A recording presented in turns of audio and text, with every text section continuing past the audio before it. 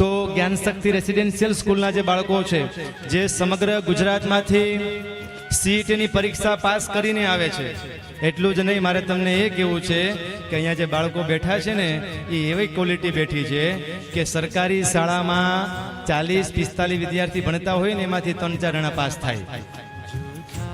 40-45 વિદ્યાર્થીઓ 5મા ધોરણમાં અભ્યાસ કરતા હોય, એમાંથી 3 થી 4 વિદ્યાર્થીઓ પાસ થાય, અને એ 3-4 કેવા હોય તો કે સરકારી શાળામાં નંબર લેતા હોય। હવે બધા નંબરવાળા અહીંયા ભેગા થાય અને એમાંથી નંબર પ્રાપ્ત કરવો એ કાંઈ સહેલી વાત છે?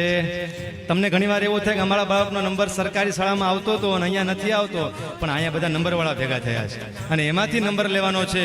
અને એવી ક્વોલિટી જ્યારે આપણે સન્માન તરફ જવું છે ત્યારે વિદ્યાર્થીઓને વિનંતી કરીશ, જે વિદ્યાર્થીઓના ગયા વર્ષે જ્ઞાનશક્તિ રેસિડેન્શિયલ સ્કૂલમાં નંબર આવેલા છે એમને વિનંતી કરીશ અહીંયા ઉપસ્થિત થશે। ધોરણ 6 એની અંદર કાલિયા યશપાલ નવગુણભાઈ પ્રથમ નંબર પ્રાપ્ત કરે છે, જોરદાર તાલીના નાદ સાથે વધાવો।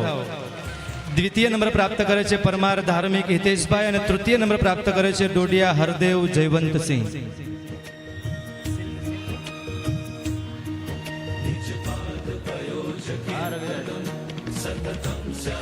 ભલા ભક્તજનો જોરદાર તાલિકાના નાદથી વધાવો।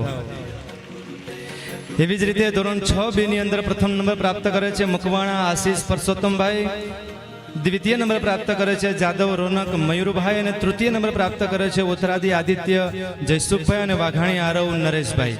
આ બાળકોને જોરદાર તાલિકાના નાદથી વધાવો। આ બાળકો 96-97 ટકાવારી સાથે એ અવ્વલ નંબર પ્રાપ્ત કરી રહ્યા છે। એવી જ રીતે ધોરણ 7 આવું કાર્ય થાય છે। 4 વિદ્યાર્થીઓએ